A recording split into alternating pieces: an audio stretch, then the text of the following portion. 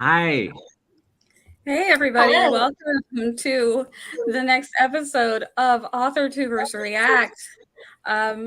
We have a couple of topics that we're going to hit tonight. We might scurry on to some other fun little things if anybody has anything that they want to throw out there. But I really feel like we're gonna take up the hour with the two topics that we've got.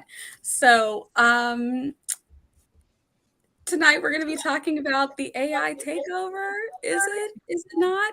And we're also going to be talking about another author behaving badly because it wouldn't be the writing community if it didn't happen. And again, in the romance, I mean, these romance writers.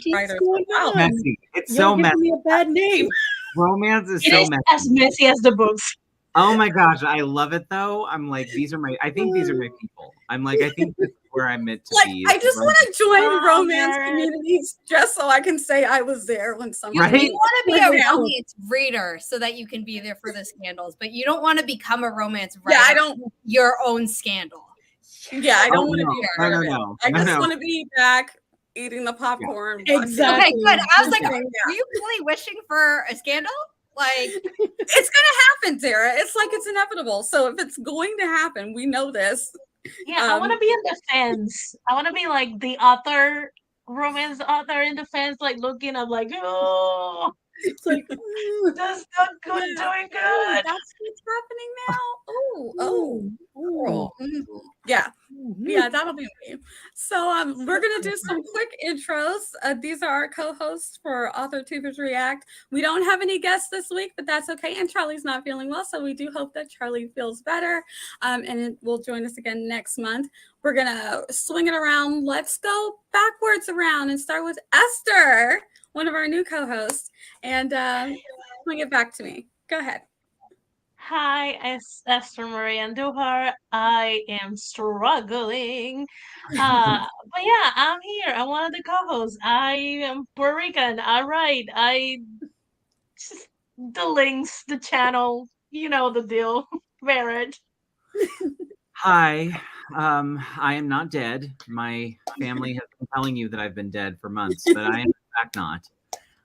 So no, hi, I'm Barrett. I'm not sure what I'm writing these days. Like, I'm kind of figuring that out. So that's what this year is going to be about. So you can watch my vlogs on that. I'm going to be hosting, or wait, can I say this, Zara, or no? Should I say this or no?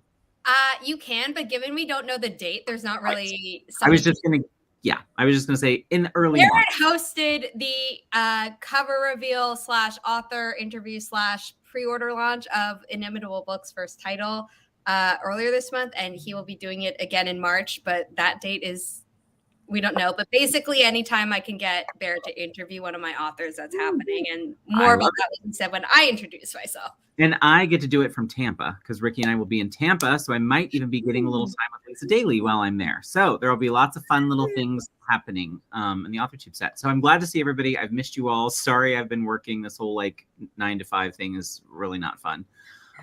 So yeah, Des, take it away. You're going to be in my neck of the woods. Yes, I will. Well, I'll be a little north. I mean, not that close, but Yeah. But yes, if you want to drive over, I'll give you a address and come see me because I'll be there for a week. Excellent. Hello, friends. I'm Desiree M. Ortega. You can find me on YouTube under Coffee Reading Writing. I post weekly videos on Wednesdays. I stream Mondays at 8 p.m. Eastern.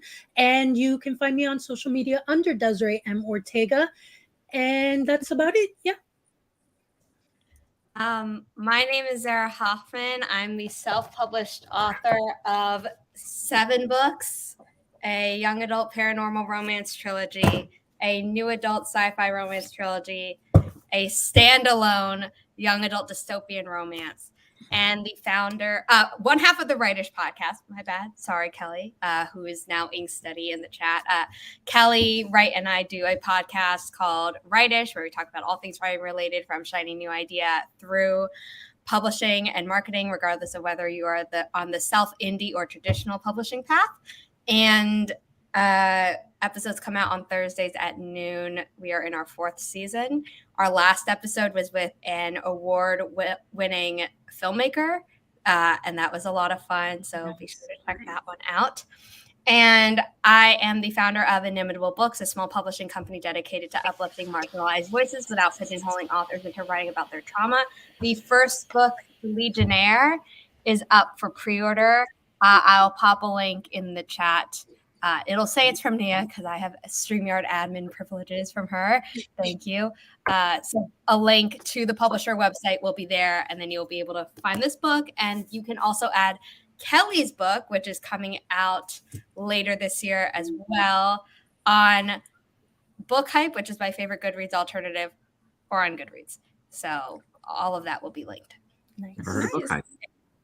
Yes. And you're on my channel. I'm Nia, the Vixen of Fiction. Thank you guys for coming. I host this show. I also host Scripting the Book, which I absolutely adore that show. So come check it out sometime. We're going to be doing, we have Bullet Train coming up in March, and in February we're going to be doing Hidden Figures. So I'm very excited. So come join us for those. And yeah, I do writing streams on Tuesday nights at 7 p.m. So you can come hang out with us and get things done anytime you want. But tonight we are not working. We are chatting.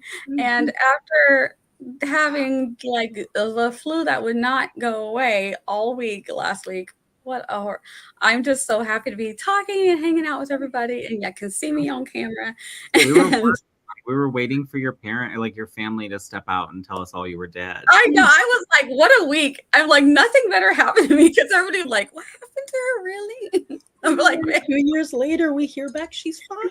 I'm like, I know, years later. She'll still be let the fun begin. I heard from Nia for a publishing thing, but she's like, I'm feeling really ill. And I'm like, do you need to like do this another day? Like, are you okay? For real. It was so bad. It was so bad. I was literally in bed, like trying to like peep one eye open. I'm like, I hope these look okay. I hope this is fine. Yeah, you showed up to even streams. Yeah. Yeah. I had an assist from Esther, so thank you so much, Esther, because it wasn't gonna happen.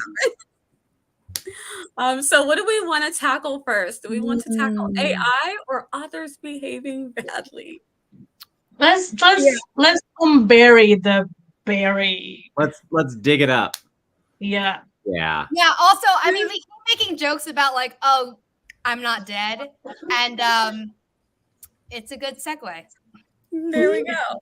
So yes. So here we are again with authors doing very, very bizarre things. Make it make sense. We have a situation where we have an author who felt like they had a Facebook group, thriving Facebook group, and they had a book that was getting ready to come out.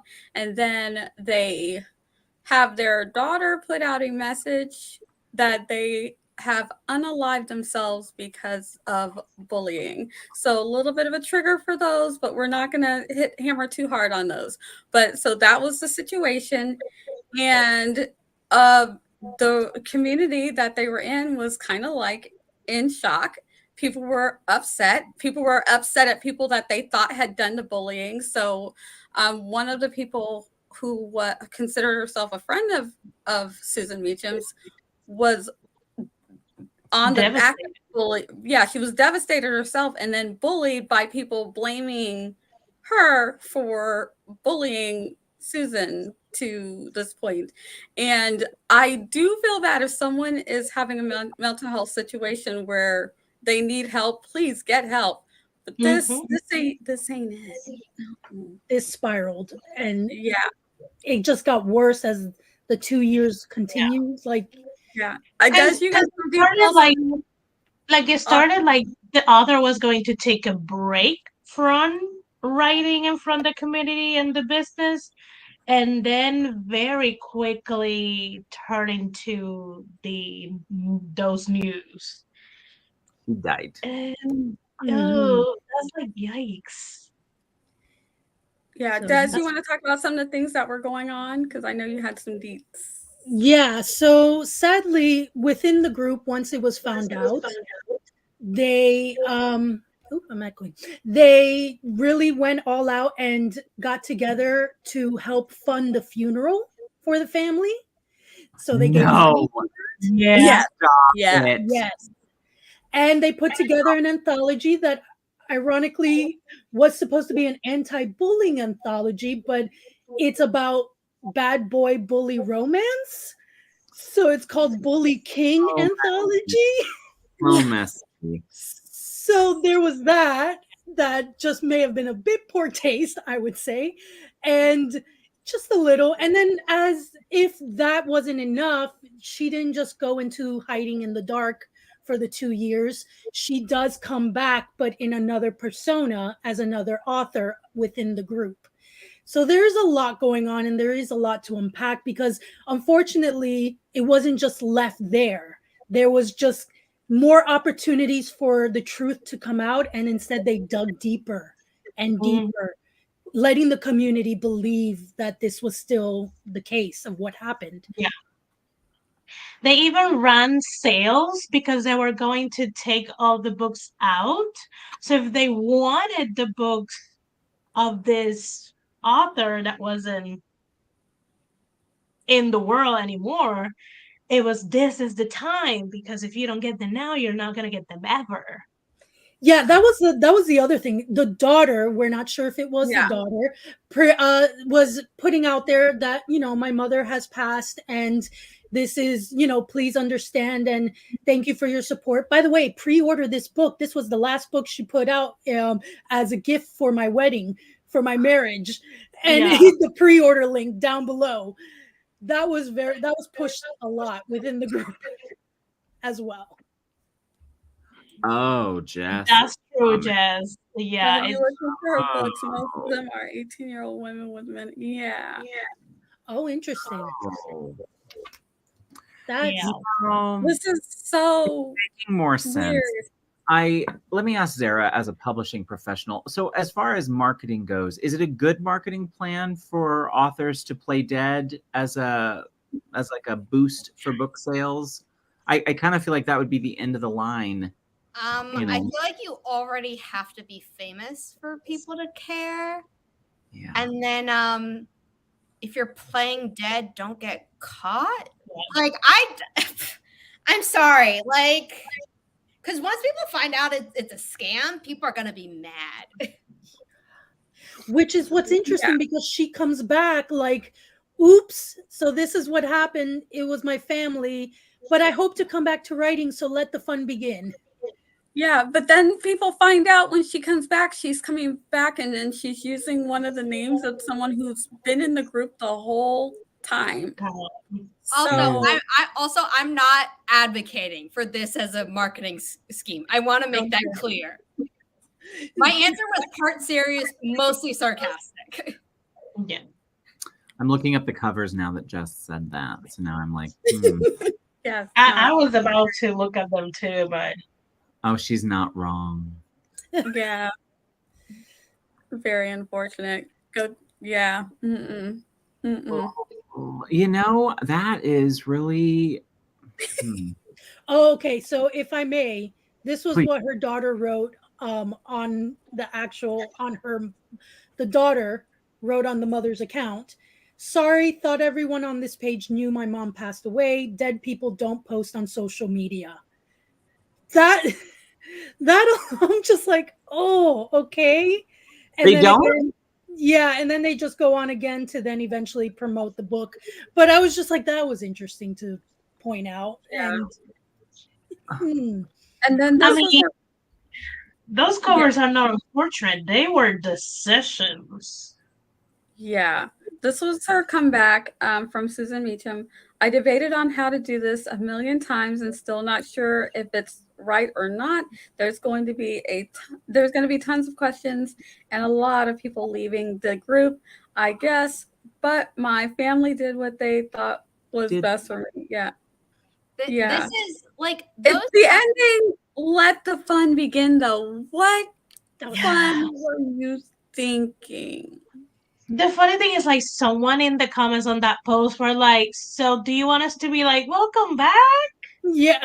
Yes. And like, when I saw that comment, I was like, question mark? Welcome back from where? Where'd you go? Did you go anywhere though? No, exactly. That's the point. It's like if this were really like, oh, you came back from the great beyond, I'd be like, who cares about like celebrating that you're back? Like, tell me what you saw. Right. Although yeah, probably it's like, if we're pulling this, it's probably like you went there instead of there. So like, that's Oh, Yeah, oh. she has to deny this one because I think that runs into fraud. So she yeah. has Ooh. No, that runs into fraud. Ooh. And it's just those covers. I look at them and I'm like, I could do better than that when I was first learning Photoshop in like 2009. I can do better than that in Canva. I know, but I'm talking like this. Like this is like back when like Photoshop and GIMP were really like the only and Paint. Like you didn't have Canva as an option, and it was just like Yeah. I mean, I don't mean to like cross over the topics, but like without AI, I don't know how dead people like pick good covers though. You know what I mean? So, because if you're dead, it's hard to pick a good Were cover. we supposed to assume though that like she had picked them before she died or something? Who knows? Was there Maybe a- it was because she was dying that her decision making wasn't great. Yeah, exactly what Jess was saying. Well, and also can we just talk about like I've heard of the people who fake cancer or like major illnesses and things like that. And it's always a mixture, right? Of like anger that you're like, wow, how could someone do that? And then also kind of a sad, like, ooh, what's going on with them? Yeah. I don't know. Maybe like I'm a really empathetic person, but in those situations, I'm like, I don't have any empathy for them, like having tricked people. I'm just like, what's wrong? I also wonder because she created a pen name. I don't know if she did publish any books, but I wonder if she tried and did not make the number she was doing while she passed away, and thought, well, I made more money on this name than on this one, so I might as well go back to this one. But Yeah, because because passed away, just stop publishing under one name and only publish under your other pen name. Don't because she didn't do great after the faking of the death. It didn't actually do what he thought or hoped it would. That's what I thought. That's my guess of her like pretty much blowing her cover off.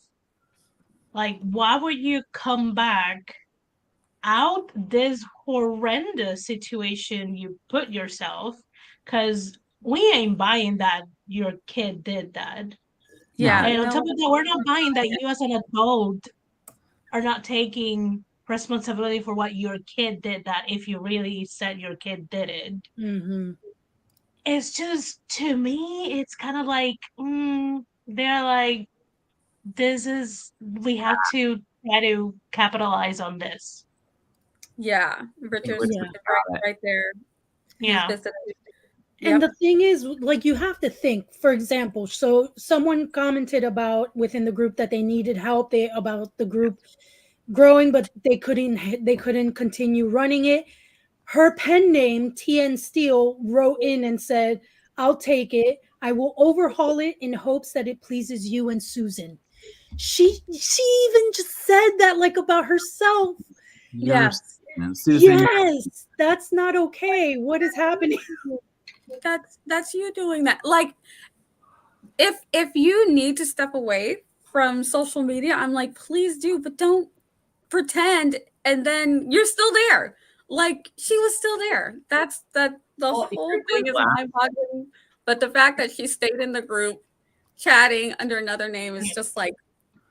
Well, and here's my last question for the group. Like, everyone here has connections with one another in like offline.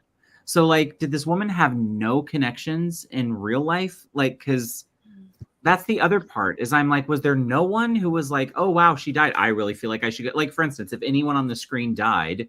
Or maybe none of them are online, so they didn't know that she was faking her death. Well, but do you know what I'm saying? Like, how, right? Because I don't know. I just feel like if any one of you died, first of all, I'd probably try to go to the funeral. So again, awkward. Yeah. Like fly into town. And you're like, well, where's the funeral? And like Susan's at the Dairy Queen with her kids. Yeah. You're like, well, that's not right. My mom doesn't have any other kids to be at the Dairy Queen with. Her name is Susan. That's why I said that.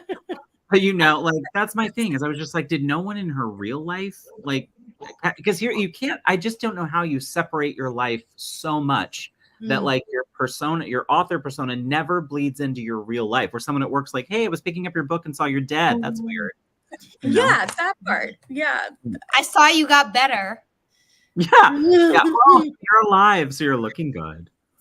Like, Wow, what and moisturizer are you using? So guys, it's a zombie apocalypse no, on us. Like I thought we were only dealing with the tridemic, but are you a zombie? You want me to go?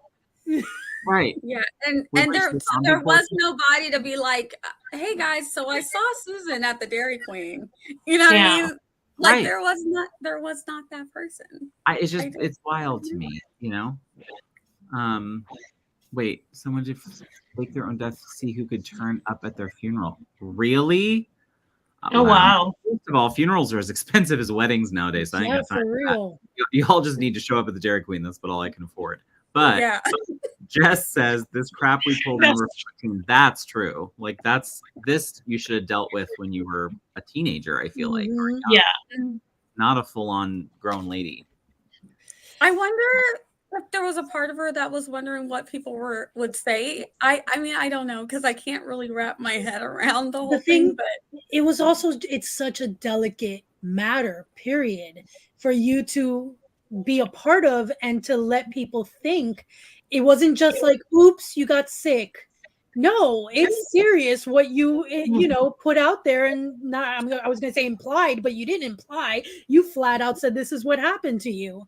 And your family said supposedly, and sort of scapegoated other people. I mean, in the post I read in one of the news articles, like in the group, they kind of scapegoated the whole like, you guys did this, and no one stood up for her. And it's like, did you see her covers though? Like, who was going to stand up for those, Carol? Like, no. Hot pink lettering, no. And I mean, also, who will stand up for a romance author who doesn't guarantee a happily ever after or happily for now? That's on her author bio. That's not a romance book.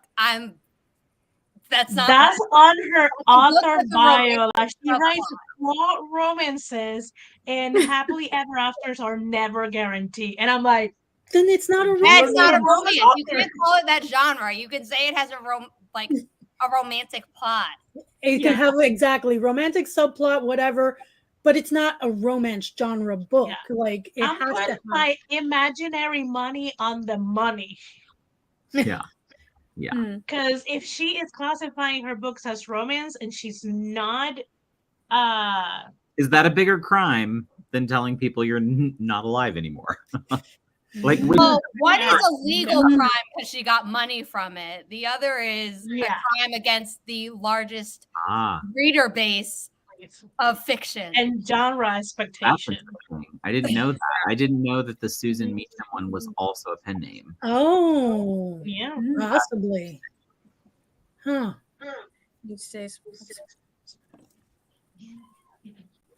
Yeah. I get that. Well, if they use like something like, I mean, I don't know, like GoFundMe or Kickstarter, they probably have to at least have a bank account or like a PayPal account to be able to move that money. Like money can be trailed. Yes. It's just a matter of who's gonna take the time and the money to trail that money. Yeah, if you dig, you can. You can find that. So, but maybe they just trusted her. That's the thing. You don't think that someone's going to do that. Yeah. And you're just mourning. You're just mourning someone and trying to help in whatever way you can. Well, and maybe we need to think about that for ourselves too. That the people in our communities that we don't actually know or see, to just remember that we are as malleable under a manipulative personality as the next person. If we can't, if we can't verify a person, because that's true of especially in this kind of community. There's lots of people in our communities that come to our streams and do our stuff that we don't actually ever know or know what they look like. And I have definitely felt the old pull the heartstrings and sent Ko-fis and things to people, and we've all done it. So I get that, but I don't know. I just there has to be a point where you feel bad. I would, especially if you're in the group, like if you're with the people. You're seeing as they're like talking about it and mourning you and putting together the anthology. Are you giving input on the anthology? Like, what's happening? He's like, it's too old for them to be like, okay, so I'm just gonna take the receipt as a donation and put it on my taxes so I can get some money back, because it is a donation. You can tax it, but they learned that 2 years later. Like, unless they don't have the they're not used to put all their donations when they do their taxes, that's just money bye-bye. And the thing is, like, they're not admitting to the severity of the situation and the sensitivity of it, because every time someone comes at them like, this was not okay, don't you get that? She continues with, it's what my family thought was best. It's what my family thought was the best thing. It's what and I'm like, that's not an excuse for what you allowed people to think happened to you. And game that out. Why was it best to pretend that you harmed yourself in some way? Exactly. Why is that the best? Like, of all the ones you could have chosen, car accident, plane crash, poisoning. I could think of it. We're authors. We could come up with some. We're writers. Right. We got some ideas. I'm like, that one is not it. That's not the one. I don't know. I feel like that one was meant to hurt other people. They wanted to traumatize people. Yeah, it's to make people feel so bad that, like, oh, of course they would donate. Yeah. I just the whole thing was it was very I mean, there is officially, oh, hey, Charlie. There's officially within the book a dedication. It's like, for Susan Meachen, an author of what she called perfectly flawed romances. The world is a little less brighter without her. Words can hurt, but they don't have to. Words can also heal. Let's keep bullying where it belongs, in fiction. Okay, I'm going to be really mean about the grammar. It should be a little less bright, not a little less brighter. Maybe if she had an AI to do her right? I saw the covers. Okay. I'm like, well. Maybe if she had an AI to do her covers too. They would have been better.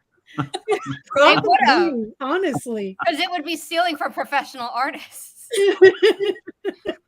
They would have been better. And here's my last question, Susan, real quick. I thought the books. Why are all the books still on Amazon then? Like, I thought, like, did they? So they were gone and then they're back, or they were always back, or I don't know. The books never went anywhere. The books are there, but they don't have that many reviews, so they might have taken them down and then back up, or maybe they never had good reviews. I think it's that. I think it's that one. I think it's that one. Oh, now that is the one we didn't talk about, but yes, that was like a bomb this week. But there's not enough information about that, and there's nothing to say. I don't think there's anything to say. There's nothing to say. I think they handled it perfectly. And they're from the community, so they will say whatever they want to say, and we have to respect that. Yeah. Yep. But again, romance. Y'all romance. Messy. I know. I promise I'm not drama. I mean, this is the thing. Romance doesn't have like the fantasy elements or the sci-fi or crime. Well, some have crime and things like that. So we gotta like really hype up the problems so people can be entertained. Right. And it seems like it translates to the community. Well, it's like buy our books. Where the drama's not in the book, the drama is us. Right. Like, romance is like about relationships and emotions. So like, of course, the drama is there. Yeah. Because like a fantasy author, like their drama is been dealt with by like fire-breathing dragons or like magic that can, do good or bad, but like super powerful, and whereas a romance, it's like, it's me. Yeah. On the problem. Yeah. Literally. Yeah. Oh, good times. Yeah. So AI. So speaking of, yes. Oh my. Hmm. Also, the genie on the bottom. 100% true, right? That's 100% true. This is the discussion. This is the debate right here. Right. Yeah. So Richard does not think that AI is going to displace traditional artists. There's room for both in the marketplace. If AI, this is where we are today. Epic. People have been using this for just a few months. Just keep that in mind. This has only been widely used for just a few months. And people right now are only thinking about artists because artists are the ones who are really upset. Like artists who Visual actually artists and photographers also. And there's a reason why. Right now, a lot of writers are like, this could be useful right now. I'm already giving it side eye. All right. So I roll my eyes and scoff at every AI thing. I'm like, there's two facets. There's the art side, and then there's the chat GPT. Do you guys want to tackle the chat GPT first or the artists? And because they create your book covers, they create your character art for you. So the artists are important. I happen to be an artist. So, and I was curious. I took a look at it when it first came out. I was like, let me take a look and see what's going on. And the first things people told me with the art, do not put your own art in there because they'll have it forever. They will replicate it. You will see your art that you've created on someone else's thing. They will say that it's regenerated and there will be nothing that you can do about it because you gave it to them. Not only your art, it's going to be your art style because that's one of the things AI is learning. By getting art all of those art feedback, Yeah. They not only copy the art, they're going to copy the style. Also, the further along it gets, it'll stop copying existing things and only create new things, but in your style. So because it's already got it. It's already. You won't even be able to say like this was me because it learned your style from your stuff and then created a whole new thing. So it's not even yours. And not to step out of like author world, but are we sure this has been legally tested yet as far as like regeneration having no recourse? Because I think it's they're testing it now. They're testing it now. But the problem is there's two lawsuits. The two lawsuits that I know of, and again, I've had the flu for a week. The one in California is a class action suit, and it's artists because the open source has taken 8.5 billion pieces of art from the internet without anyone's permission. It takes it. Technically, it's saying that it doesn't copy it, but it's saying that the AI is like absorbing it somehow and then regurgitating it. So now it's no longer yours. So now they don't need your image anymore.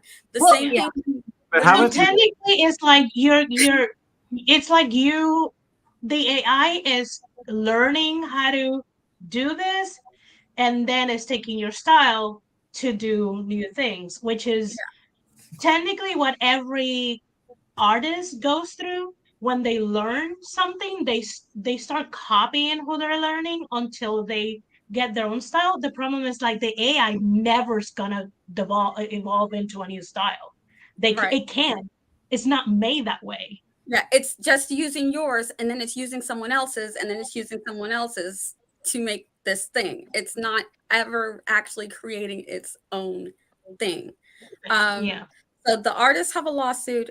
Then they're in England, photographers, Getty Images, because Getty Images their images can be found everywhere. They're watermarked, but what does the AI care? And also, there are some AI ones where it'll have a little scribble because it's like, oh, all these things of art that we're stealing from have a thing there. Yeah, they have a watermark. And they're just crushing it. Or a signature. And it's like seeing the AI do it. You're like, wow. Okay. We see you, AI. You are smart. You are learning. Yeah. And that's the thing.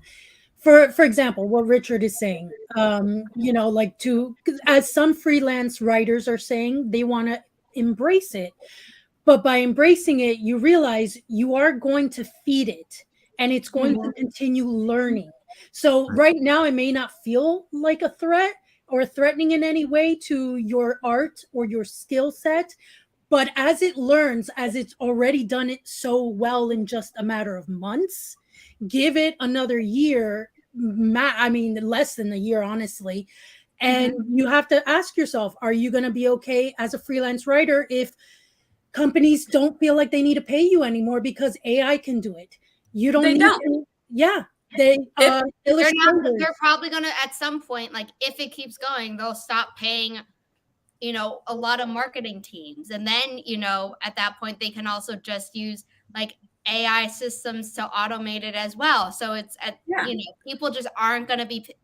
There are certain jobs that if AI keeps going the way like we all assume AI is eventually going to be, it's like, oh yeah, it might be convenient for you to do a task, but once it becomes convenient for companies to do tasks, people are going to be out of work the same way that like, when mass production machines put out a lot of people out of work. So, like, I'm not saying, oh, I'm a Luddite and we should destroy like new technology that gets things done more efficiently or things like that, but it might work for you, but eventually it's going to put people out of a job because and it's going to put the people who are using it out of the job. Like there are people on there are already websites even before like chat, that one, and then all the arts that's been happening.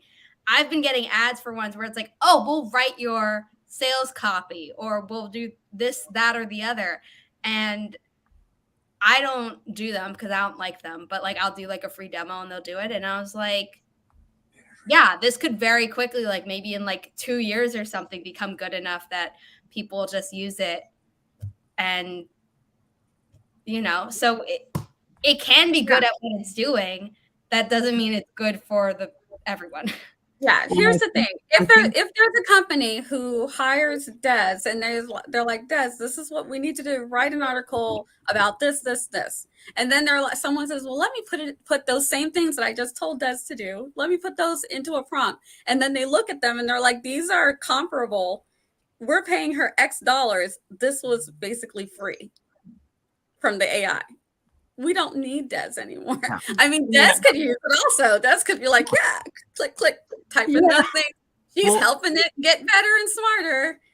And then, not you actually, Des. Hypothetical Des.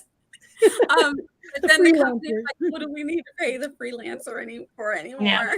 When we can just my biggest gripe with AI is that such a great technology can be used for things that would actually improve human life. And we're using it for exactly the things that we are still fighting to be respected, which is the arts. Everything are related. Everything that you need a soul, a human behind it for other people to connect. That's where you're going to use the AI. I'm just like, nah. I mean, because this is the hill that I will die on. Because, for example, there was one man on YouTube who said they wrote, illustrated, and published a book in 4 hours using AI, and it's $10 on Amazon, just like that. Yeah. When people first saw the book, they thought, oh, how cute. Well, as soon as they found out it was AI generated, I mean, the guy said that the comments were, not great. Not great. He wasn't expecting that pushback, and yikes. Okay, let me just say this. So I think the thing we haven't actually talked about with it is the solution. And so what I was going to say is we're dancing around the topic, which is regulation.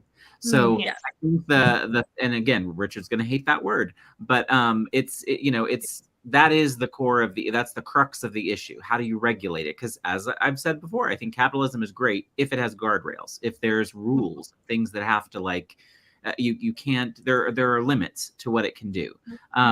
So I think that's where the discussion has to go, is like, what would that regulation look like?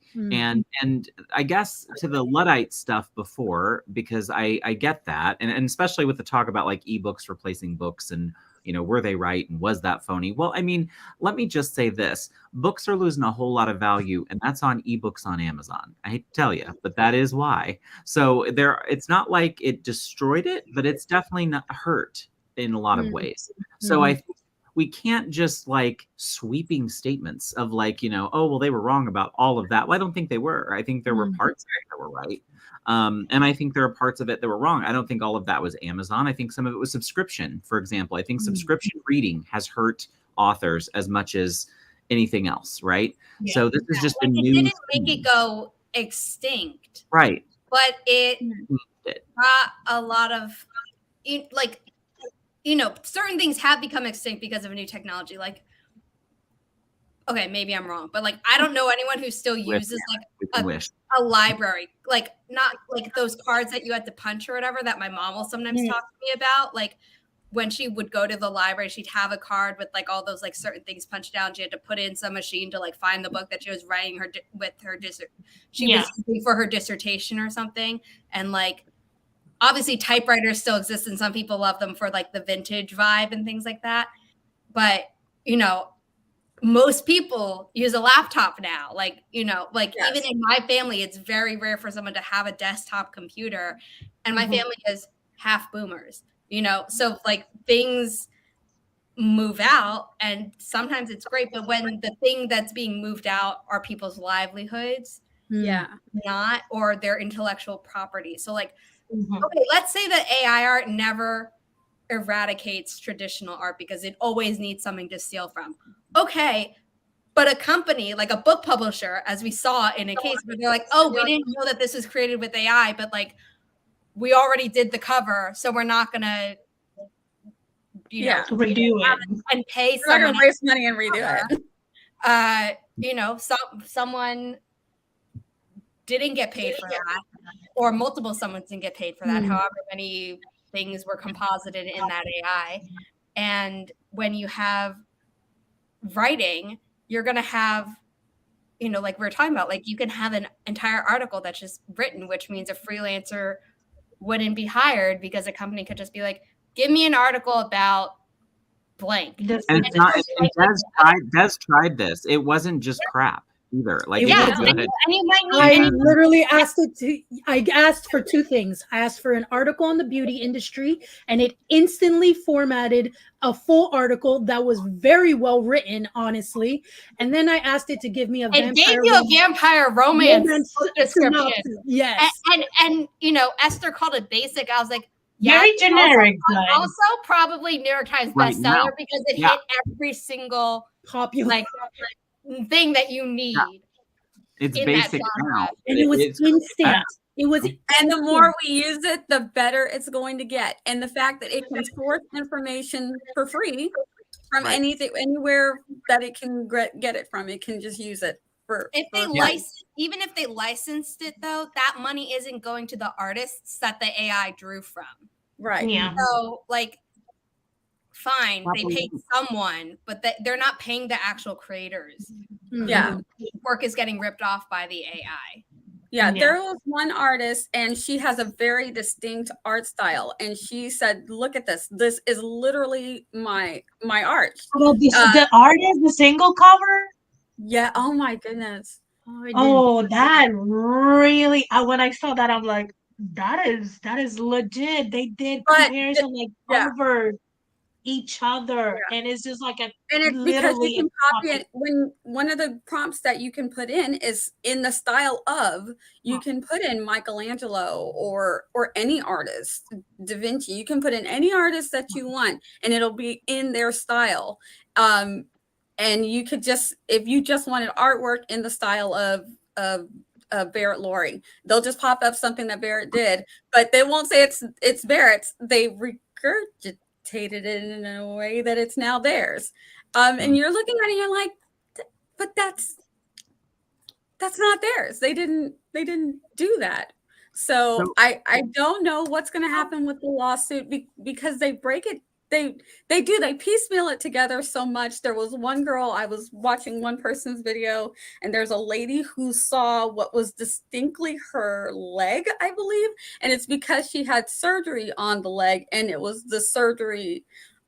So she knew it was hers, and it was the scar. It was so off-putting, but it's in this mix of a whole picture. And she never gave anybody that picture. It was a medical picture. So it was in the interwebs somewhere for medical purposes, for the doctor to do to confer with other doctors. It's just there. Your face, if your face is out there, it's in that 8.5 billion pieces. So if you end up seeing an AI art that looks like you, it could be. It's not like someone created it and I just made a picture out of my head and it happens to look like you. Yeah. They took your picture. So it's weird. It's just weird to me because I could see okay, so I'm going to address two things. The litigation and how it could be useful. Because yes, as an artist, I see how it could be useful. But also we need to figure this out first before we're so far over the deep end that no one can do anything. And you're literally, the AI is now so smart that it's literally replicating you, putting you in commercials, because it's the open source was free, but now it's going to be all paid for, and companies are going to start buying these things and they can use your images for commercials they said for campaigns. So you could see an image that looks like you or your art on something that you don't even agree with. And it's just there will be nothing you can do about it. So they need to figure it out now. That right there is how to get Richard on board with regulation. Richard, they will paint that you are a socialist, leftist. That will be you on the next Labor Party ad. Will be Richard Holiday. Boom. Yeah. I support this message. But no, let me ask this about the writing thing. So earlier, Richard asked a great question that I thought was interesting, which is, what do we think about when they can actually write books? And should there be a disclaimer? And what I wonder about that is, what's the difference between that and a ghostwriter? Right? A ghostwriter is still a person. It is. An AI writer is a machine that learned how to write based on either a lot of people inputting how they write, or a single person just completely feeding it themselves. Right. Or copying another author's style. But in the end, because you can probably very near, you're gonna be able to be like, write this time of story in like Sarah J. Maas voice. Yeah. That's what I'm wondering. Like, when that happens, when we get to that level. And how do you, because for a ghostwriter, you have the ghostwriter style, and then whoever pays the ghostwriter, I imagine, will edit to kind of like feed their own vision and style. But it would be a free ghostwriter. What do you need ghostwriters for at that point? It's a free ghostwriter at the end of the day. And one thing that people get paid to write, Yeah, one thing that they won't need a ghostwriter for those, right? You could just could be Simpson and sit down with an AI. By the way, her book was amazing. Just listen to that on audiobook this week. She spells all the T on Nick Lachey. I've been dying over it all week. So anyway, but can you imagine celebrities not having to pay big ghostwriters to do their books, because they could just sit down with a AI and start putting their stuff out there. What about editors? What about when it's good enough to edit? Then what happens to the people who edit? you know. Yeah, this is one we were talking about backstage. Once the AI can edit better than an editor, because there won't be any grammatical errors if it can, once it gets good enough, there won't be any spelling errors once an AI can do it. Then what? That would be disturbing. One thing that I know people get paid for is to write the articles on house listings. Those cute little 4-bedroom, cozy, all of that's gonna be real estate agents are using this now. I'm like, that's some assistant. Yeah, and then I'm gonna show up to that crap house and be like, the pictures look so much better.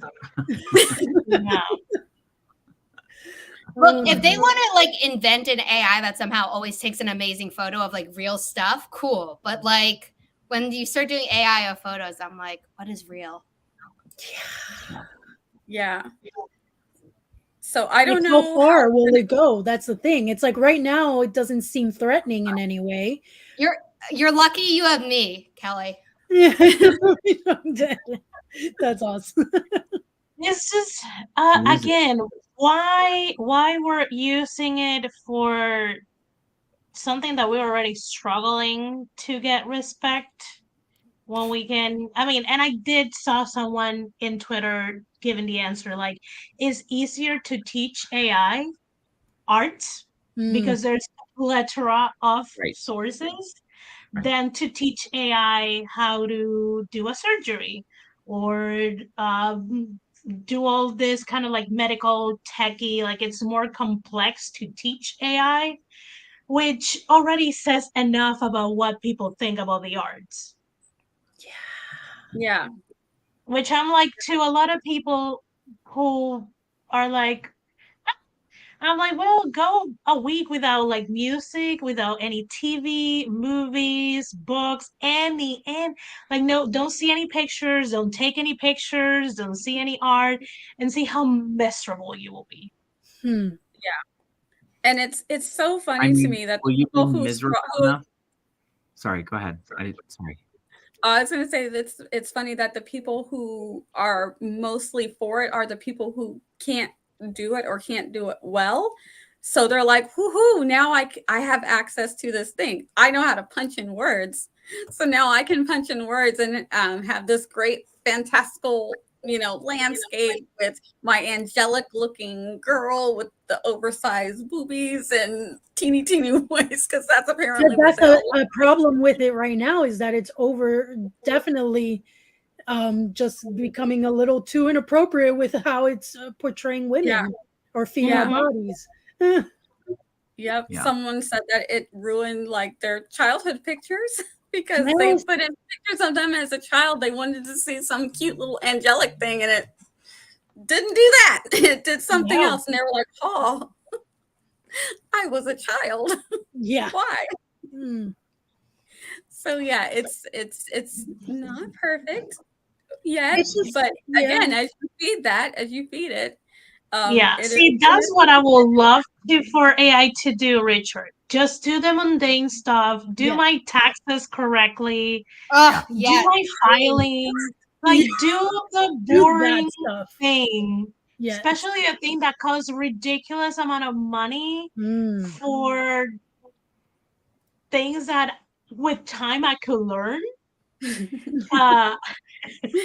But don't try to do the things that do require a soul and a living experience of the human nature. No, and as Esther was saying, I mean, creativity and people and art, like it's been a battle already to be able to stand on our own and find our space, to take that space with authority. And the world is still pushing back against what that looks like and how to make a living doing it. Then here comes AI, and suddenly it's like there is a threat of taking away the, what we fought so hard to find our place and to stand strong in that place with authority.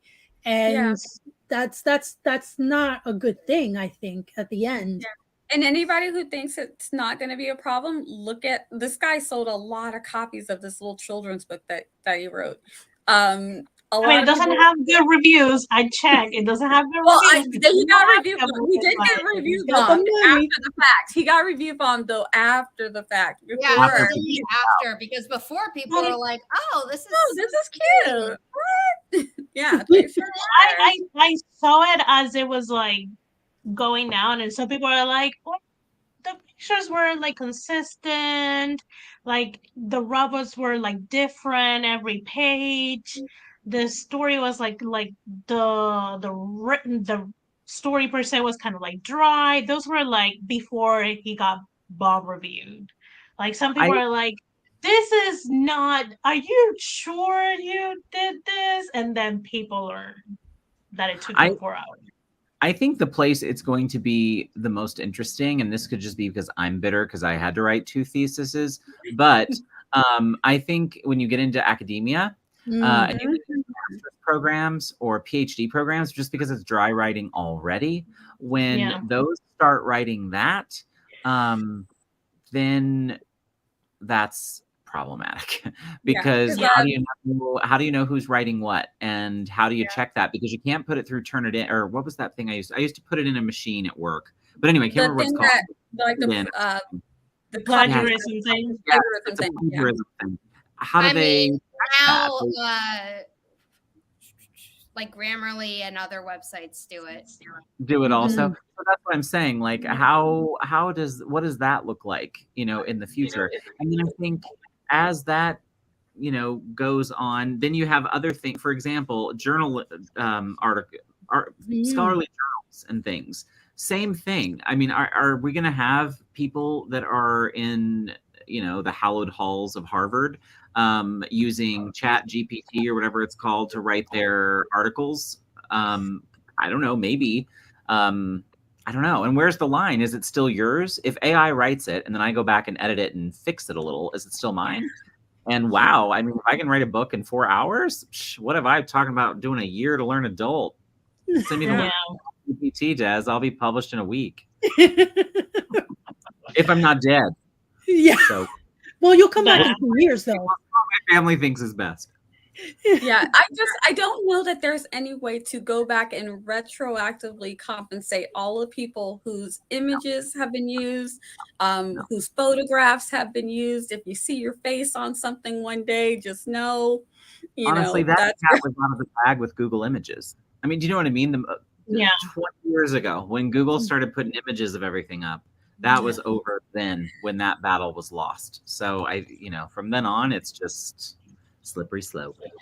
And we just keep sliding right down it. So yeah, it's going to depend on what comes. If it is decided that this is all transformative when it comes out in court, then everybody who created something that's in that 8.5 billion pieces, they're just out of luck.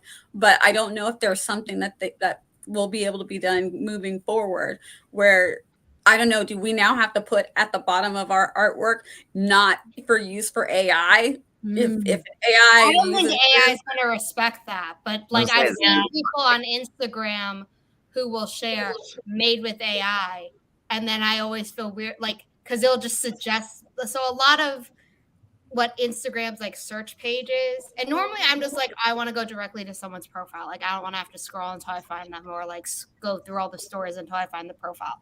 But whenever I do, it's always suggesting like character fan art of book series, and a lot of it is like ACOTAR, even though I've never read the book, but I think it's because I send so many memes to like Brie Bonomo about it that it's like, oh, you must be a fan of ACOTAR. I'm like, I'm not actually, but cool. And I have like 1 or 2 photos, and then I have so much tradition. I'm like, it is not the series that I like. And so much of that fan art, though, of the like, especially the Archeron, I don't know how you pronounce their names, like the sisters, I'll be like, oh, that's pretty. And then I'm like, but I bet it's AI. And I click on it and it's like made with AI. And I'm like, yeah, now I feel weird about like liking it. Yeah. I mean, they're easy to make. I want to like it. It's just the idea that they source the material from people who are not ever going to get credit, unless now we can everybody who has had art out there can say that AI art, I was part of that. Or is that what we're gonna do now? Like, Like, oh yeah, look, I remember. Look, when I a little circle. That looks like oh, mine. mine. Yeah, that torso is mine. Totally spent all night working on getting the colors just right. Yeah, Yeah. look at that. Oh, I look, think and they Jess, moved my I piece think of it. Jess said above the Canva has an AI option, which I didn't know. Did you I guys didn't know? know that either. I saw pretty that in the sure I chat. saw it. I haven't noticed it. I hadn't noticed it either. I think Jess. Let me check. Yeah, it's something like Chat GPT, I think. Oh, Interesting.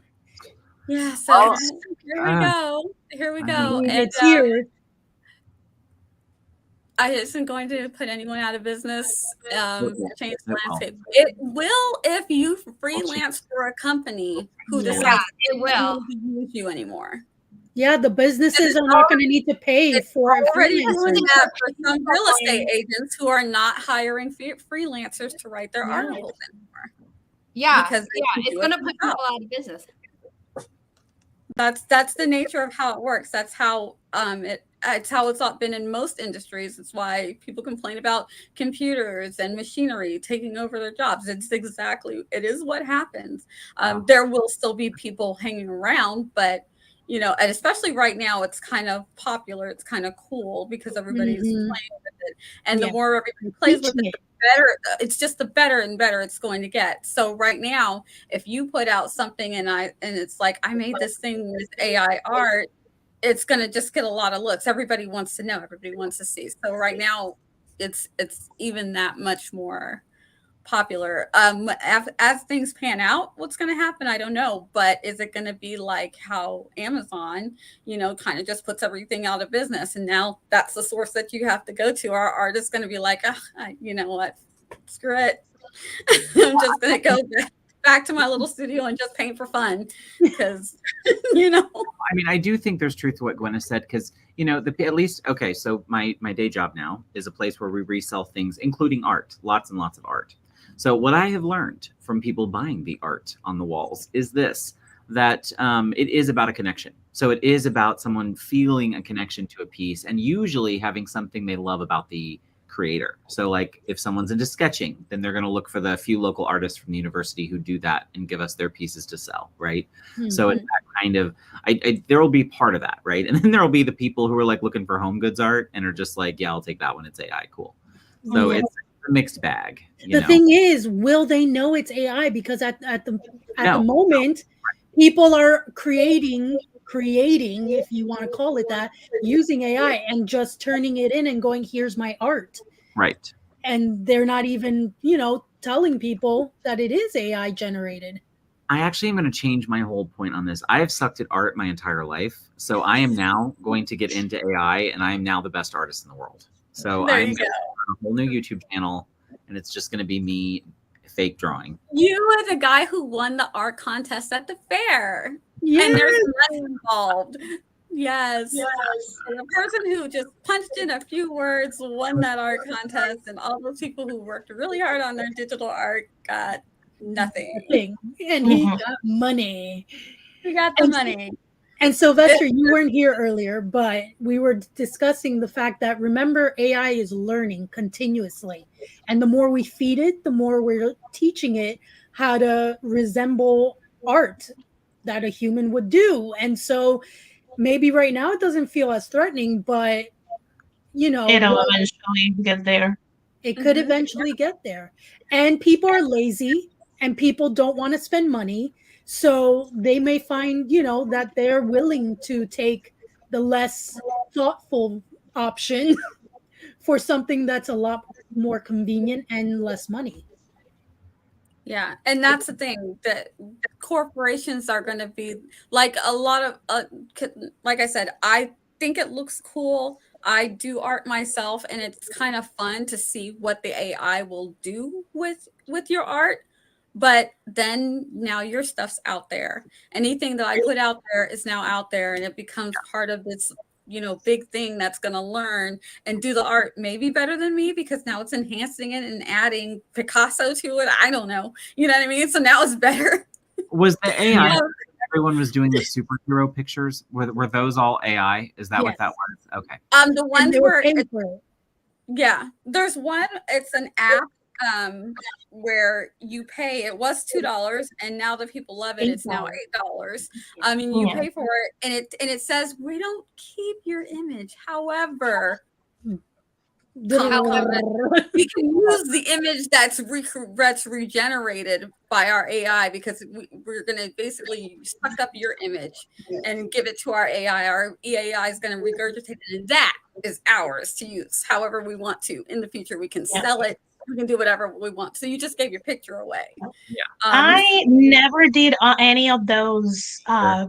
I mean, like in the Marvel or a superhero, or like in the 1900s or whatever. Because I'm like, my face is already out there enough. Yeah. Like, I have videos, I have photos, I have thousands of photos out there.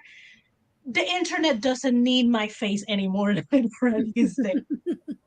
Like, it already has enough of me. It doesn't need more. Yeah, if you want to copy this chubby little Puerto Rican, there's enough. I don't need to do that.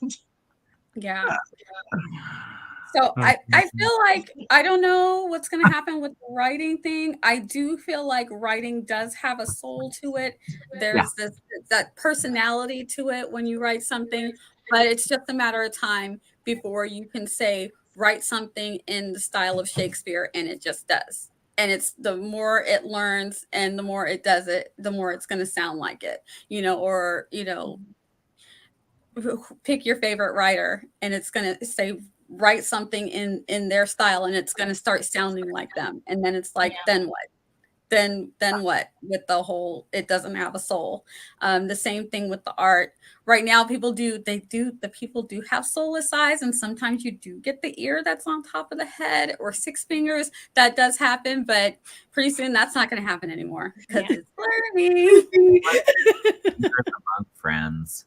So creepy. I mean, I don't hate AI. I just wish we use it for something more useful to humanity than just replacing something so like using it to make very specific to our experience, like art. I mean, we already have enough bad actors in the arts, like just splattering red paint on a canvas and call it art. Yes, Ben. Like, please. there's enough of that. We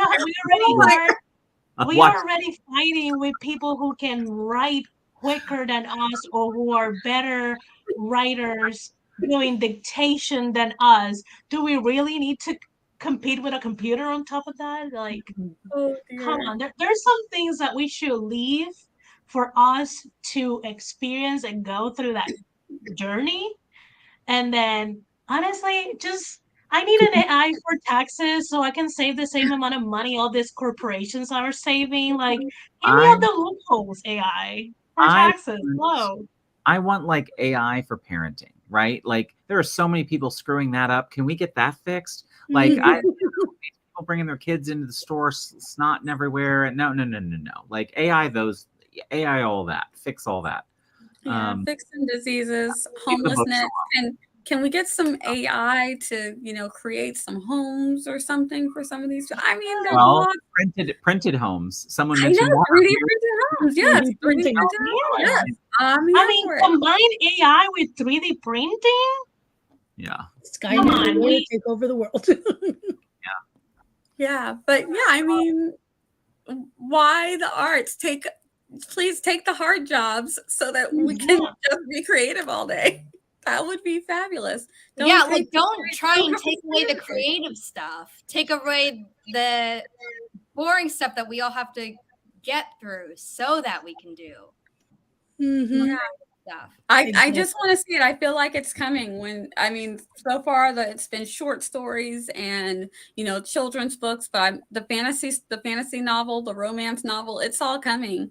Your dystopian sci-fi, super cool. You thought you had the best thing. It's coming for it. No, and I freelance on Upwork and Fiverr, and some of the jobs are actually requiring you saying, write this article using ChatGPT. So they want you to use it to get paid to create their article for them. Yeah. Yeah. Yeah, they're Yeah. already kind of pushing for it within the freelance world.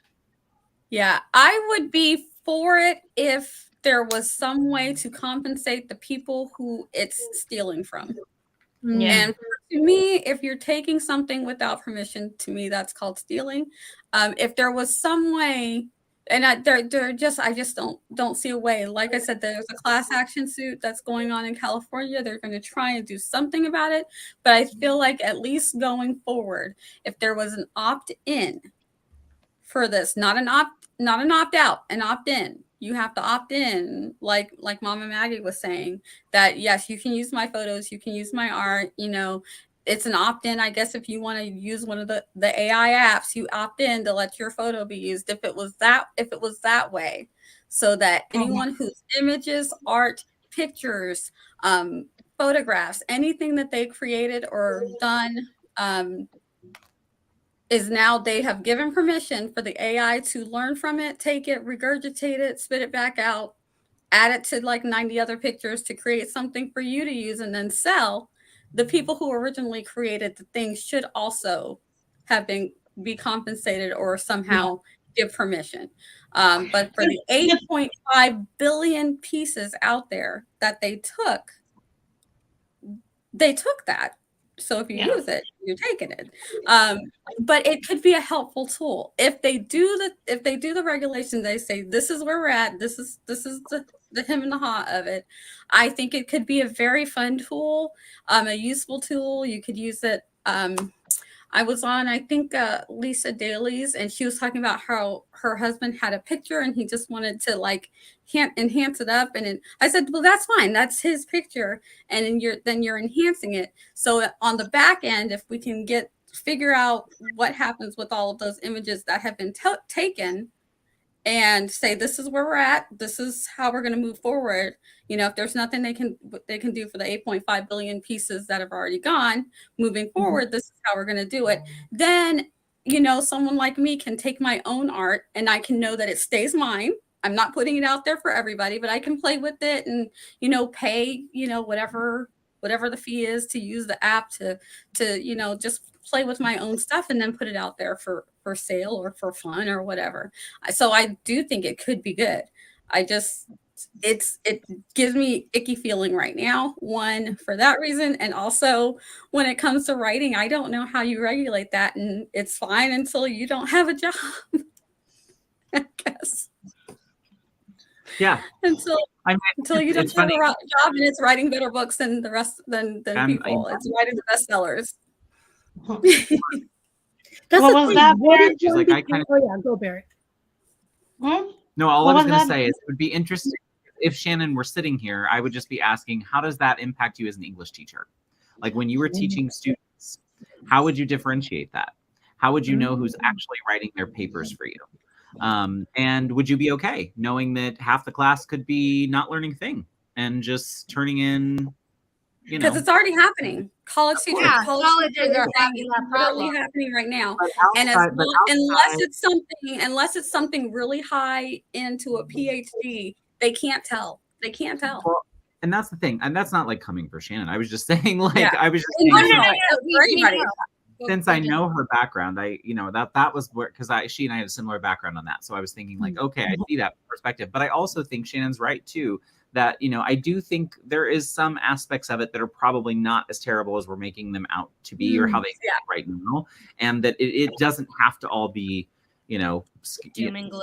Right. Like, I'm sure there is a happy medium here and we're all just caught flat footed. Like, wait a minute, it can do what? The first impression, yeah. I'm sure very much the same way graphic artists or graphic designers felt when we started getting Facetune and basically Photoshop apps that could do what they do before, right? Yeah, and what photographers do. Of and course. It's like, I don't need you, photographer. Or just digital artists, period. What visual artists felt like when digital artists came on the scene and just quickly with a touch of a button created something. Yeah. You don't have to take 5 minutes to do a perfect circle because you can just snap that thing together. Perfect circle. Yeah. But here's the thing. Yeah. But how would we feel like if the artist who won the competition, how would we feel in an industry of writing if a new bestseller took the market and it was AI? Like how? Well, how about the Oscars were this week? How about if there's a film where the actors are AI? Like, is that fair? Like, would it? I mean, there are people like Michael Jackson in his, I know he's controversial. I'm not talking about that. In his like will or whatever, it might have been another document. It might not have actually been his will, but he had a thing where he was like okay with people using his image or something in certain things. But Prince, on the other hand, said no. Not. And so there was, I think it was the Super Bowl or something. Super Bowl. Mm-hmm. But there was something with Prince, and they had a projection of him, and I was like, they literally just went against like his will, and they did it. And then there are actors who are now putting in their wills whether or not their voices can be used by like AI voice generators and things like, because they get special permission from Carrie Fisher's like, daughter to be like, hey, can we do this? Because I mean, her mom didn't know to like put that in a right. And all this, like what Mama Mag is saying, all with permission and with everybody's knowledge. But the first time that there's a movie and nobody knows it's not real actors, not real voices, not real scenes, and everybody's like, this movie was outstanding, and they're like, we did it for $5. Or the children's book of the year, right? Like the book that wins the big awards is written by, so that's the thing. But I guess on the flip side of that, which, if you're playing devil's advocate, I suppose it could have been ghostwritten and still have won, right? So I don't know. It's a ghost by a person. I know. That's how I feel. I'm like, at least be careful, because Mitt Romney will say that computers are people too. So Look, I love Alan Turing. I love that he created a learning machine. I love that like he's the father of AI. But like a machine that can do what humans do is still not a human. Yeah, agree. Yep. Especially if they can get a hold of intonation. Oh yeah, once they do that, it is OV. It's really over for voice actors. Wow, it was already tough for them anyway. Oh, sorry, guys. Yeah. Well, good thing we're writers, so we have a bright ahead, millions ahead for all of us. Oh yeah. Yeah, that's interesting. That maybe should be a hot topic at some point that we discuss what the ethics would be on that. I have yet to meet any. I guess it's AI talking assistant. I don't want to activate mine. Right. Pronounce my name correctly. And my mom uses talk to text a lot for texting people, just because she never learned how to as fast as I did. Mm-hmm. And whenever she says my name to me, so it's figured out that my mom wants to text me, but she'll say my name to type it out, and it still spells it wrong. It'll still write Sarah. And it's my mom has been using the same Apple ID since she got the first iPhone. Does your mom know a Sarah? Does your mom know a Sarah? Yeah, we have a Sarah in my family, but my mom uses my name so much more that even on probability of which one is she likely saying given frequency, it should be yours. It should be mine. Yeah. That's weird, because mine gets my girls right, and I'm like, wow, it's really got my girls' names right. I'm with Gwen on the name pronunciation. I'm like, yeah, they're never right. Hispanic, so. Well, especially if you write a romance novel, it's no, you're still gonna have to pay for a narrator. They will need to make a Puerto Rican AI for my name. I still get Desiree. Desiree. They're like Desiree. I'm like, no. It usually gets the Esther and the Diaz. Once it gets to the Andujar, that is just a bunch of things. I mean, good luck with Barrett. They struggle. Yeah. Well, I think sometimes my phone tries to call you Barrett. Yeah. Barrett. Correct. Correct. Yeah. What are you gonna do? It's not fair. See, training their AI, and then once it's done, They that's don't it. need the narrator anymore. Yeah. So yeah, I do feel like in some way we are going to have to embrace it. You can't put all this back in the can. It's out. It's happening. Would the panel feel better about it if there was a royalty? So, for instance, if that voice actor or if that writer worked with an AI to get their stuff down, to learn their voice or to learn their written voice or whatever, if they were to always get a royalty on anything that AI created, if it's using, that voice, Their voice. what was true, how would we feel about it then? I think of it. Yeah. But they'd have to opt into it too. Like I think if someone is like, "Oh, I'm getting paid for it, but I ain't agree to this." Like I don't. Yeah, and then what if it narrates something that you're like, that's your voice on that horrible? Yeah, No. that's why. Like I think We were talking about backstage. like I think it should have like a contract where you can pick up the topics that you would mind your voice or your writing style or your artist style to be copied into, because it is a copy. It's like, And at the end, the person and get paid for it because you deserve it. You created it. You if you didn't do it, it wouldn't exist. So, and not just that, people are passionate about voice acting and narration and all that too, because it's part of acting. So as long as they're not losing opportunities either, though, because even with the royalties, they're missing out on doing something they actually love to do. Yeah. So it could be depends what the outcome would be with that. Is that going to give them less opportunities in the future to actually do what they're passionate about? Yeah, it's your royalties now going to be $5. Jess Glidden, that is exactly what we were talking about backstage. We can't talk about it on screen because Nia's monetized, but that is exactly what we were talking about. Oh, yeah. Yes, or our likeness, right? Or your likeness, like your face, So yes. But yeah, so guys, keep that one in mind. Yeah, I have to, unfortunately, because that's a good one to talk about. But yeah, unfortunately, they don't like it when I talk about certain things on the channel. So, but yes. I mean, you don't. Oh my gosh, could you imagine seeing your face or someone telling you I saw you, and you're just like, I mean, people have already done deepfake videos, and that's been like a thing, and it's like, yeah, these would be so good. Oh man, no, yeah. Just like, so yeah. Anybody else want to have anything to say about this AI one is coming for your craft? I mean, I hope people get paid for what they create and what they're feeding the AI. And I really hope AI is moved towards something that will help, like truly help society. Yes. And better. That's just what just happened. I don't know. I thought it was on my end. I was like, who? Was that AI or was that? I know the AI is getting mad at us. The AI was like, you were saying, Esther? And you got shuffled. I'm like, what happened? I thought my internet went out. I was like, Me too. I was like, no, because I was watching. I I was like, I know exactly what happened. I don't know how it happened. The AI. Yeah. Like, oh, it's raining here. So did you just do that? Yeah. Happening. I didn't do that, Nia.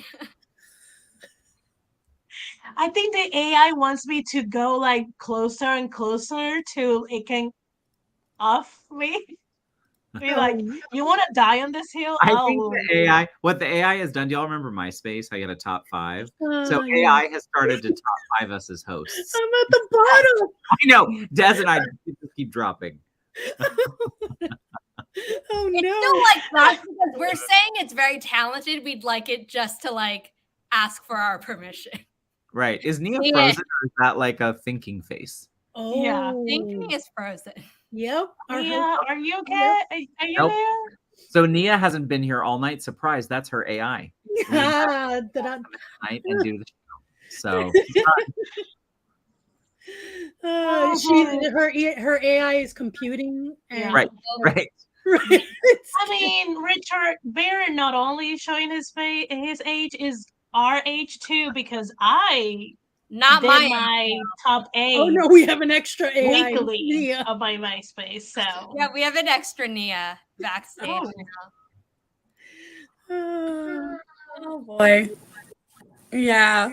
It's like, why are you talking about me? I'll Yeah. shoot you something. I will show you. Yeah, like Kelly says, we want boundaries, AI. We want a healthy relationship with you. Yeah. Just healthy. We're not doing those dark romances thing here. We don't want to be taken advantage of without our consent. Yeah. And just the people who are, if you're freelancing and you're using this, just know that you're using the thing that once the companies that you freelance for realize that they can give the prompt to an AI free, they will need you. Yeah, they can just call the intern and be like, hey, for the next 2 hours, just pump all these articles or all these images in this AI. Those suckers.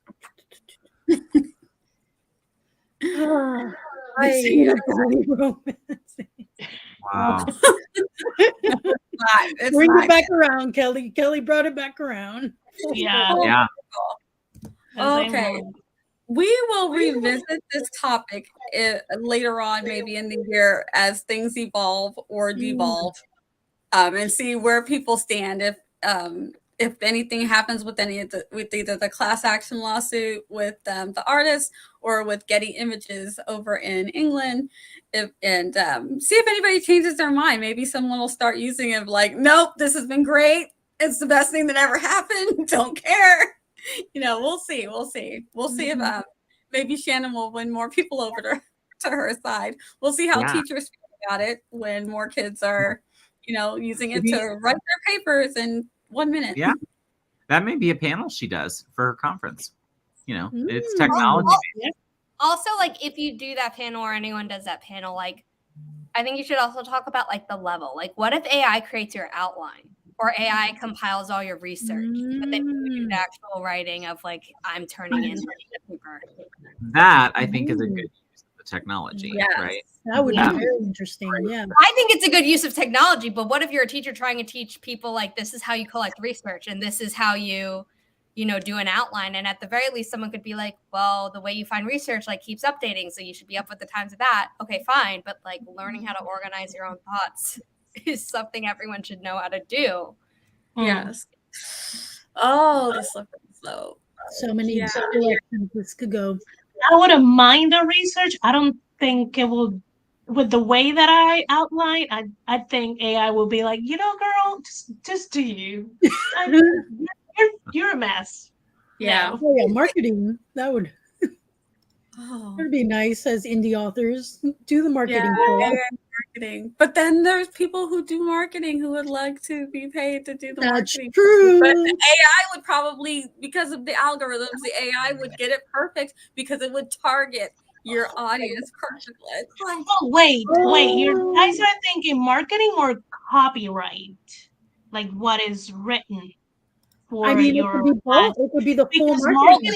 Copywriting is part of marketing and advertising. Yeah, but you still have to feed the AI. Like, if I could do AI where it's like, to create a marketing ad to the proper people and, like, only charge me for what I'm actually doing. Like, early versions of that AI are already, like, in Meta's, like, ad dashboard. I know we're going long. Yeah. I know, Vera. I'm sorry.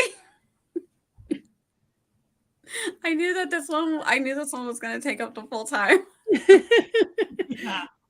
But yeah, because you have to, like, actually tell the AI, hey, this is my target group, this is all this stat information for it to then give you a strategy to then do your ads and your copy and all that, because a lot of people do confuse what marketing is. Yes, I was watching one video and the guy they were saying that it does exactly that. He could write up his ad and then he goes, let me make it a little better and say, this is my target audience. And then he says, I can even narrow with those keywords, I can narrow my my target audience even more. So I go from 18 to 34 to only 18 to 34 female, and then 18 to 34 females who like X, Y, and Z. And it just kept making the article just kept getting better and better and better. And he was just like, you know. Can I get AI to do my vlog editing? I mean, Like bring that up. Make that happen. I will just say though that like I have Grammarly and I have Pro Writing Aid just to test them. And Jessie Elliott, who's another author tuber, she's like, Pro Writing Aid is good for fiction, Grammarly is good for nonfiction. But there are just times where both of them will insert a comma splice. And I was like, my grandma who taught me grammar knows better than you, and therefore I do too. Like, I know you're AI and you're supposed to get it right, but I can tell you this is wrong. And so, like, you should still be editing yourself, even if you put it through like an AI class. Or I have Hemingway editor just for funsies, and I would put in like school papers in there. And it'd be like, this is hard to read because it's at a graduate level. I was like, well, I'm in grad school, so that you're marking it as a problem, and I'm hearing, good job. You're doing exactly what you were supposed to. Also, Grammarly has a preference for a verb tense, and if you're writing in another tense, it will correct automatically to that. And sometimes I'm like, that's not the tense that I want. Yeah, and I hear sometimes with Pro Writing Aid, it'll tell you put a comma. Nope, it's wrong. Take out the comma. Nope, just kidding. So when that happens, I made the decision, and it's like if it's wrong, I made it. If it's right, I made it. Exactly. And for Eva, like I'm like, I don't think it's coming for your job yet, because there's parts of editing that I don't think that an AI can do, but that's yet. It can't do it yet. The whole purpose of people continuing to feed it, and who knows, it could be paying editors to do, you know, exactly like it's paying the voice actors to do. They could be paying people to really churn it out. And like, how do you edit this? Like if you give the AI a paragraph and say, edit this to make it perfect, who's to say that in a few months, it's not going to be able to make, you know, your paragraph or your whole chapter, or maybe even a whole story, just fill in all of those things. That heart, I feel like the heart is missing from it. But for now, I think it'll get good enough that we won't be able to tell the difference. I think so too. I think at that point, people should say that it was created with AI, but I bet there are going to be people who don't. Two things happening in chat are cracking me up. Maggie's story. Amazing. By the way, Eva coming in with 2 comments that basically break down the whole hour-and-a-half conversation into 2 comments is great. I see AI like TJ Maxx's art section. It'll be there. People will consume it and pay for it, but artists will still be artists doing their thing. Yes. So, basically, Eva is the AI of AuthorTubers. Wrapped it up. Or Eva can just pop in the chat and be like, oops, solved it. 2 comments. She's the one who summarizes it for us. And it's like, we went around in circles for the last hour and a half. But kind of put a pin in it. We're the human element. And then Eva's like, but like, get to the good part. We know Eva's actually real, so she's not actually AI. But. Not AI, but she's doing a very good job of like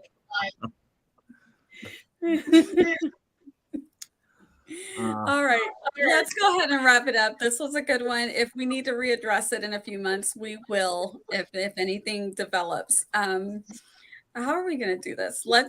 Esther, do you want to start again, and we'll like moon smiley face it around? Yeah. So wait, it's gonna be me, Des, Barrett, and then okay. No, we're gonna switch around again. We should keep that order in case the AI gets mad at us again. I know. I'm like, I don't want to touch anything. That's okay. I'm Esther Marie Andujar. I'm a Puerto Rican writer, aspiring to be a hybrid author. I am the author of Marina the Vampire, which is a serialized paranormal romance available through Coffee, Patreon, and Kindle Vella. And I have a YouTube with the name Esther Marie Andujar. Right now, I'm just struggling, so sorry for that. And that's me. I don't think I have anything coming up anytime soon. I'll usually be at any one of these lovely people virtual houses, so subscribe to them too. Yes. Hello, friends. I'm Desiree Ortega. You can find me over on YouTube under Coffee Reading Writing. I post weekly videos there on Wednesdays. I stream Mondays at 8 p.m. Eastern. And I'm under social media as Desiree M. Ortega. And that's it. Hi, I am Barrett Laurie. I am figuring out my Authortube journey, but I will be back on the YouTube space soon, more in the coming months. I look forward to the book launch interview with Kelly, which will be coming up in March, so look for that. I have lots of other fun things coming up, as well as Authortubers React and other things with folks here on the screen. Yeah, you guys are amazing. I'm really sorry that I told you all I was dead. It was really my family's fault. But I'm glad you all have forgiven me and we've moved on. And yeah, that's it. Thanks for having me, Nia. No, we're going Zara. Oh, damn. Yeah. Damn. It's okay. It's okay. My name is Zara Hoffman. I'm the self-published author of 7 books, a young adult paranormal romance trilogy, a new adult sci-fi romance trilogy, a young adult dystopian romance. This is my latest one. It doesn't have AI. It has biohacking though. So, we're all screwed. And which makes it dystopian. I am one half of the Writish podcast with Kelly Wright, where we talk about all things writing related, from shiny new idea through publishing and marketing, whether you are on the self, indie, or traditional path. And our last episode, which was on Thursday, was with an award-winning director for a documentary that was Nice. I'm going to get it wrong. A while ago, about police brutality, and not enough has changed. So really depressing, but really good film. And a really fun interview. And lastly, I am the founder of Inimitable Books, a small publishing company dedicated to uplifting marginalized voices without pigeonholing authors into writing about their trauma. And this is the first book that will be coming out in June of this year, June 6, 2023. It is available for pre-order now. And Kelly's book is actually the next one that's coming up. It's coming out September 5th, 2023, and it is available to add to your TBR on Goodreads or Book Hype, which is actually my favorite site because it's pretty and it's free. So you don't have to pay for it like Storygraph. Right. And I am Nia the Vixen of Fiction. Thanks everybody for coming. The next time you will see me will be Tuesday night. Michael and Mom and Matt. We're so glad you were able to be here too. Yeah. I in the corner. I know, right? The robot overlord. It's a fun topic. We're gonna figure it out. We're gonna figure it out. For those who can't. Oh, I know. Yeah. Oh my gosh. All right. So I will see you guys Tuesday night at 7 p.m. on my channel for writing sprints. You'll see me all over the interwebs on these lovely people's channels. Thank you all in the chat for coming and keeping the chat so lively and polite. And you guys were absolutely wonderful, so full of insight and great conversation. It's always a pleasure. We'll be back at the end of next month for more. I'm sure that things will happen because never a dull moment. I'm just sorry brought up. I just knew that these two were going to take the entire time. So. Yeah, it's all going on in romance, so we got to watch the romance threads. I mean. So we'll see you guys back next month. Thank you all so much. Have a great rest of your evening and weekend. Bye.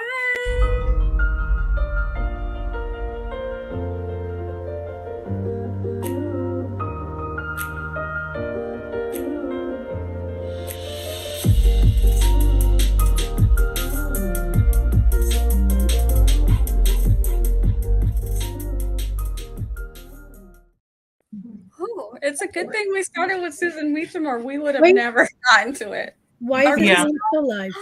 We are still live because the AI does not like us. Oh, I'm so glad I didn't start talking French. Yeah, wait, we are still live. Wait a second. I see a red. We're still alive. Guys, it's still live. Oh, this is not the first time it's done this. Oh. I'm gonna try and play the music over one more time. Part two. Oh. Okay. All right, bye again.